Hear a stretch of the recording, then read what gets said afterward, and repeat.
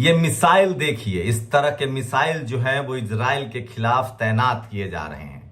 और आपको भरोसा नहीं होगा, पूरी दुनिया जो है उसमें रणनीति बन रही है, बहस तेज है कि क्या एशिया में तीसरा वर्ल्ड वॉर होगा। मैंने आपको पहले ही बताया था कि अब तक जो 2 वर्ल्ड वॉर हुए हैं वो दोनों यूरोप में हुए थे, और अब तीसरा वर्ल्ड वॉर एशिया में होगा। और इसका सूत्रधार, इसके लिए दोषी कोई और नहीं, सिर्फ और सिर्फ बेंजामिन नेतन्याहू और इजराइल है। नमस्कार, मैं शंभू कुमार सिंह और आप देख रहे हैं नेशनल दस्तक। ये मिसाइल देखिए, इसकी तैनाती करने जा रहा है। जितने मुस्लिम देश हैं वो सब के सब तैयार हैं, और सारे हथियार पहुंचाने की जिम्मेदारी अब रसिया और चाइना ने ले ली है। सोचिए, ईरान, चीन और रूस, जिसको रूस कहते हैं, पुतिन, ये तीनों मिल गए हैं और इन तीनों ने तय किया है कि अमेरिका, तोते की जो इजराइल की जान है ना, वो तोते में है और वो है अमेरिका। अब उस पर हमला किया जाएगा और इसकी सीधी सपाट रणनीति बनाई गई है। जिस तरह से इजराइल के बेंजामिन नेतन्याहू ने 120 देशों के शांति समझौते को नकार दिया है, उसके बाद सीधा सीधा विकल्प रह गया है। राष्ट्रपति पुतिन, जो रूस के राष्ट्रपति हैं, जो खुद युद्ध यूक्रेन में फंसे हैं, उनका कहना है कि इजराइल ने युद्ध के सारे नियमों को तोड़ दिया है। दरअसल पुतिन का एक दूसरा खुन्नस भी है। दरअसल यूक्रेन युद्ध में पुतिन इसलिए फंस गए क्योंकि लगातार अमेरिका हथियारों की सप्लाई कर रहा था, लेकिन वहां रूस ज्यादा नहीं बोल सकता था, क्योंकि यूक्रेन के मामले में रूस को लोग संदिग्ध नजरों से देख रहे थे और पूरी दुनिया को लग रहा था कि यूक्रेन कमजोर देश है और रसिया उस पर हमला कर रहा है। ठीक वही चीज हुआ इजराइल और फिलिस्तीन में। सोचिए, पिछले 75 सालों से लगातार इजराइल दुनिया को यह कहता आ रहा था कि फिलिस्तीन जो है वो आतंकी संगठन है। अब इस बोर्ड को देखिए, ये खास तस्वीर है जिसको लगभग दुनिया भर में लोग देख रहे हैं। इसमें लिखा जा रहा है कि Israel is a terrorist country, Israel is terrorist, Benjamin Netanyahu is terrorist. और पूरी दुनिया में ये तस्वीर वायरल है। आप कल्पना कर सकते हैं, पूरा का पूरा खेल बदल गया है। कहां इजराइल ने सोचा था कि वो फिलिस्तीन पर कब्जा कर लेगा, हमास के आतंक के बहाने पूरी दुनिया को एकजुट कर लेगा और वो फिलिस्तीन पर कब्जा कर लेगा। शुरुआत में ऐसा लगा भी, सोचिए, लेकिन दोनों तरफ से नुकसान इजराइल को होने लगा है। इजराइल अमेरिका का आर्म डीलर था, दलाल था, ब्रोकर था। वो अपने आप को सबसे ताकतवर हथियार वाला देश कहकर एशिया में हथियार बेचता था। लेकिन जैसे ही हमास ने 5000 रॉकेट मारे एक दिन में, उसके बाद उसकी पोल पट्टी खुल गई कि ये रडार कहां चला गया, ये आयरन रडार कहां चला गया। और उसके बाद दुनिया को लगा कि इजराइल शायद निपट ले, लेकिन इजराइल गाजा पट्टी पर हवाई हमला तो करता रहा। उसमें भी पता चल गया कि अमेरिकन जहाज है UH-16, उससे हमला हो रहा है। मतलब इजराइल के पास अपना कुछ नहीं है।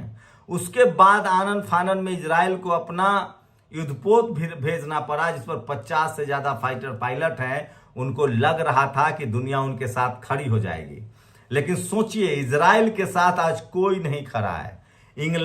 अमेरिका के बाद 13 ऐसे देश है जिसका आप नाम भी नहीं जानते होंगे। वहीं रूस, चाइना, ईरान, ये 3 ऐसे इंपॉर्टेंट देश है एशिया के जो ताकतवर हैं, जिनके पास हथियार है, मिसाइल है। अमेरिका के आगे निकल चुका है चाइना, वो लगातार इजराइल के खिलाफ और अब फिलिस्तीन को हथियार देने लगा है।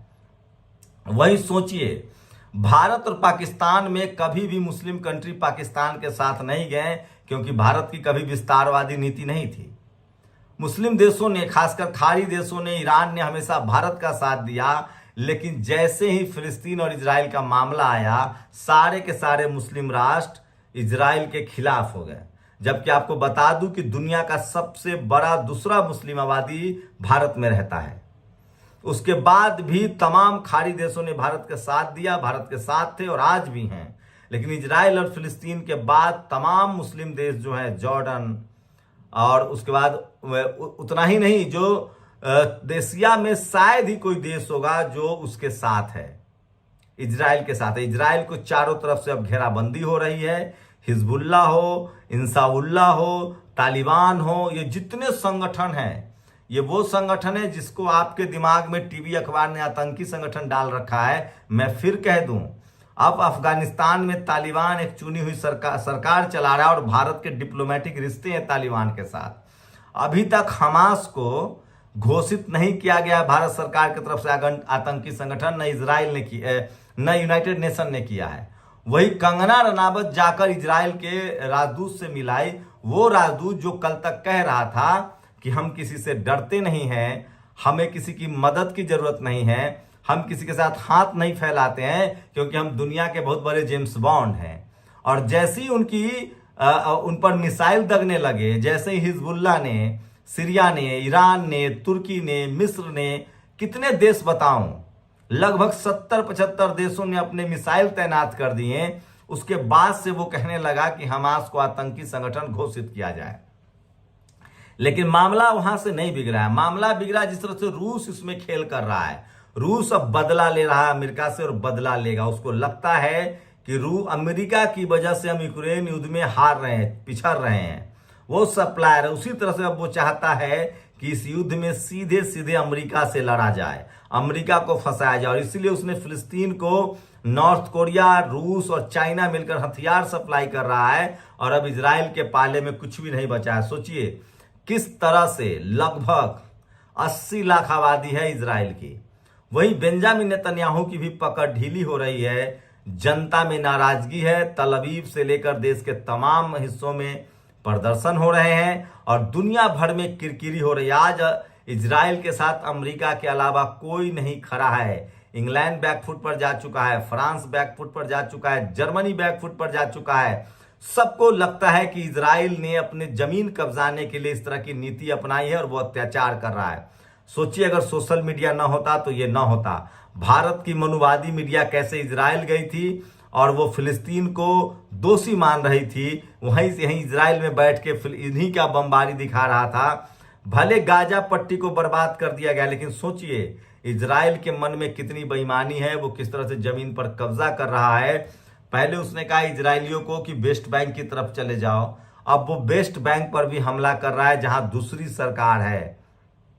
इसका मतलब है कि इजराइल के मन में है कि वो कब्जा करना चाहता है। वहीं अमेरिका भी अब इजराइल को समझा रहा है कि भैया जमीन पर मत उतरो, टैंक पर मत जाओ, तुम नहीं निपट पाओगे, क्योंकि अब चीन, रूस और ईरान ने हथियार सप्लाई करने शुरू कर दिए। वहीं ईरान ने 200 मिसाइल तैनात किए हैं उन हवाई अड्डों पर बरसाने के लिए, उन युद्धपोतों पर बरसाने के लिए जो अमेरिका का है। अब अमेरिका शगुफा छोड़ रहा है कि मेरे पास दुनिया का सबसे बड़ा एटम बम है। लेकिन एलन मस्क जो हेड है, उन्होंने कहा है कि अगर मुझे पूरी जानकारी है, पुख्ता जानकारी है कि हम वर्ल्ड वॉर की तरफ बढ़ रहे हैं और चीन, रूस और ईरान ये तीनों अमेरिका पर हमला करने को तैयार बैठे। आपको बता दे एलन मस्क के पास न सिर्फ गाड़ी की फैक्ट्री है, वो स्काई नाम से अपना इंटरनेट भी और उनका अपना सैटेलाइट भी है। स्काई के नाम से अपना सैटेलाइट है और वो पूरी दुनिया पर नजर रखता है कि कहां क्या हो रहा है। तो इससे साफ है एलन मस्क ने जिस तरह से कहा है कि रूस, चीन और ईरान के बीच बातचीत हो चुकी है और अमेरिका पर हमले की तैयारी की जा रही है। अब सोचिए कि अब इजराइल का क्या होगा। वहीं लगभग 10 से 15 लाख फिलिस्तीनियों को हथियार मुहैया कराया जा रहा है। इनके टैंकों पर हमले हो रहे हैं। इजराइल चारों तरफ से घुर चुका है। वहीं ये बात तो साफ है कि इस युद्ध में भी कहीं ना कहीं इजराइल ने अपनी इजराइल के जो प्रधानमंत्री है बेंजामिन नेतन्याहू, वो अपनी गद्दी बचाना चाहते थे और इस चक्कर में उन्होंने फिलिस्तीन के लगभग 20 लाख लोगों को बेघर कर दिया। और बेघर करने के बाद उसमें से 15 से 20 हजार अब तक महिलाएं, बच्चे, बुजुर्ग जो है वो मारे जा रहे हैं। करीब 50 हजार महिलाएं जो हैं वो जो है वो प्रेग्नेंट है, गंदा पानी पी रही हैं। तो बच्चे जिस तरह से हताहत हो रहे हैं, महिलाएं हताहत हो रही है, बुजुर्ग हताहत हो रहे हैं। पूरी दुनिया के देश अब इजराइल के साथ खड़ा। यूनाइटेड नेशंस में वोटिंग के दौरान पता चल गया। तो इजराइल बैकफुट पर है, अकेला पड़ गया है, उसके साथ अब दुनिया का कोई भी देश खड़ा नहीं है और साफ है कि अन्याय का अंत हो रहा है। लेकिन सोचिए अब तक जिस तरह से आपके दिमाग में अगर बैठा है कि मुस्लिम आतंकवादी होते हैं तो आप इसको निकाल दीजिए। उनकी अपनी एक चुनी हुई व्यवस्था है। तो आप जाइए मिडिल ईस्ट गल्फ कंट्रीज में, उनके शानदार पुलिसिंग है, शानदार व्यवस्था है, उनकी अपनी व्यवस्था चल रही है। लेकिन अब और जिस तरह से वो एकजुट हुए हैं इजराइल और फिलिस्तीन के मामले में, साफ है कि ये लोग एकजुट हैं और इजराइल के मंसूबों पर पानी फिर गया है और फिलिस्तीन कब्जा करने का जो उसका मंसूबा था वो उलट पड़ रहा है। और अब हो सकता है कि इजराइल को 1975 से 75 साल पहले 1947 के आसपास जो मैप था उसमें सिमटना पड़े और जो हताहत होगा सो वो अलग। लेकिन तमाम मुस्लिम राष्ट्र रूस, चीन और ईरान तय कर चुका है कि अमेरिका को सबक सिखाना है और इजराइल के चक्कर में अमेरिका फंस गया है। और अब तमाम देशों को लगता है, मुस्लिम देश पहले भी अमेरिका से नाराज थे, जिस तरह से इराक पर बमबारी हुई, अफगानिस्तान पर बमबारी हुई, उसके बाद लीबिया में बमबारी हुई, तो मुस्लिम देशों को लगता है कि अमेरिका जो है वो दबदबा बनाता है, उसकी जो बाबाशाही है वो नहीं चलनी चाहिए। और पूरी दुनिया में मुसलमान नाराज हैं ऑलरेडी अमेरिका से। और अगर आप एशिया में हैं तो एशिया में सबसे ज़्यादा मुस्लिम कंट्री है, इससे आप नकार नहीं सकते हैं। और वो सब के सब एकजुट हैं। तो फिलिस्तीन के तकलीफ में पूरी दुनिया के मुस्लिम कंट्री साथ हैं। दुनिया का शायद ही कोई ऐसा देश हो जहां प्रोटेस्ट नहीं चल रहा है। और इस प्रोटेस्ट ने साबित कर दिया है कि फिलिस्तीन के साथ पूरी दुनिया है और इजराइल अलग थलग पड़ता जा रहा है। सवाल है कि इजराइल अब लगातार टूटे हुए घरों पर बम गिरा रहा है और अब 1 या 2 दिन में हमला शुरू हो जाएगा अमेरिका पर, अमेरिका के युद्धपोत पर। अमेरिका के उन तमाम 13 ऐसे देश हैं खाड़ी देशों में यानी एशिया में जो अमेरिका के अड्डे हैं। जैसे ही अगर इजराइल ने बमबारी नहीं रोका तो अब अमेरिका के जो सैनिक ठिकाने हैं वहां हमले शुरू हो जाएंगे और उसके लिए बाकायदा तैयारी हो चुकी है चीन, रूस और ईरान की।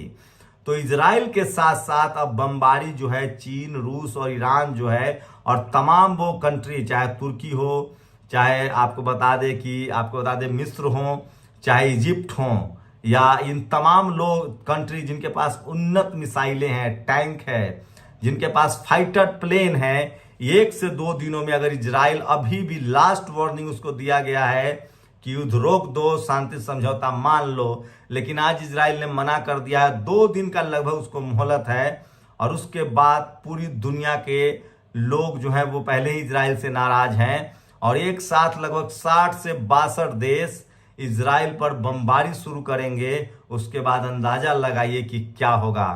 तो इजराइल ने इजराइल के बेंजामिन नेतन्याहू ने अपनी गद्दी बचाने के लिए, अपनी सत्ता बचाने के लिए न अपने देशवासियों को युद्ध में धकेल दिया है, न सिर्फ वो फिलिस्तीनियों को मार रहा है, बल्कि उसने एशिया को भी युद्ध में धकेल दिया है और वो भी वर्ल्ड वार युद्ध में।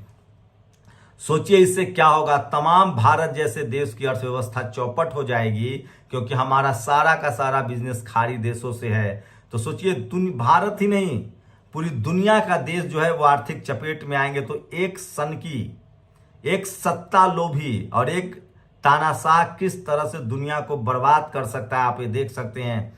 सोचिए यूक्रेन और रूस के युद्ध में पुतिन की क्या हालत हुई।